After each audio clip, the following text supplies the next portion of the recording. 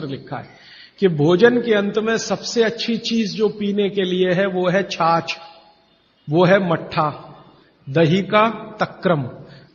लस्सी पीने के लिए नहीं कह रहे, मक्खन रह गया तो वो लस्सी, तक्रम की बात है।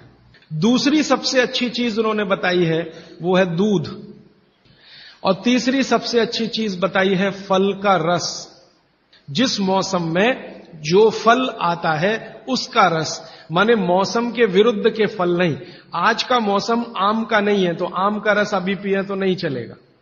तो आप ये कहें कि कोल्ड स्टोरेज से लाया हुआ संतरा और उसका रस निकाला या मौसम्मी का रस, ये सर्वनाश करेगा, सत्यानाश नहीं, सर्वनाश करेगा। अब इसमें आगे एक सूत्र है वो बहुत महत्व का है। भागवत जी कहते हैं मट्ठा या छाछ कब पीना, दूध कब पीना, रस कब पीना। तो सुबह के भोजन के बाद जूस, भागवत जी ने नाश्ता शब्द कहीं नहीं इस्तेमाल किया है। सुबह का भोजन आप उसको नाश्ता कैसे, दोपहर के भोजन के बाद मट्ठा और रात के भोजन के बाद दूध।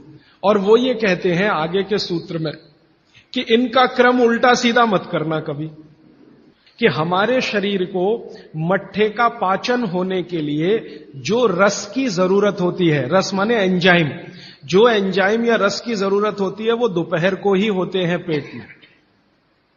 इसी तरह हमारे शरीर में दूध का पाचन होने के लिए जो रस की जरूरत पड़ती है या एंजाइम की जरूरत पड़ती है वो सूर्यास्त के बाद ही होते हैं, और जो रस और एंजाइम की जरूरत जूस पचाने के लिए है वो सुबह ही होते हैं। अब आप कहेंगे हमारे बच्चे तो स्कूल जाते हैं दूध पीकर जाते हैं, तो बदल दो, जूस पिलाकर भेजो। और आप कहेंगे जी पिएंगे नहीं, आप जैसी आदत डालेंगे बच्चे वैसे ही होने वाले हैं, क्योंकि बच्चे अपने से कुछ नहीं सीखते, वो आपका सिखाया हुआ है सारा कुछ। समझ जाएंगे तो उनकी भी जिंदगी में ये परमानेंट हो जाएगा।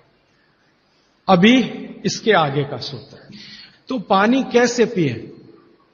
तो हमारे यहां पानी पीने के बहुत तरीके हैं। लोटा मुंह से लगाया, गट गट गट गट उतार लिया, गिलास मुंह से लगाया, गट गट गट गट उतार लिया। तो भागवत जी कहते हैं नहीं, ये तरीका बिल्कुल गलत है पानी पीने।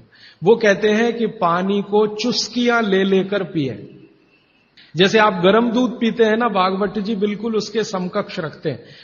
अब ये क्यों, आप एक साथ पूरा पानी उतारें गले के नीचे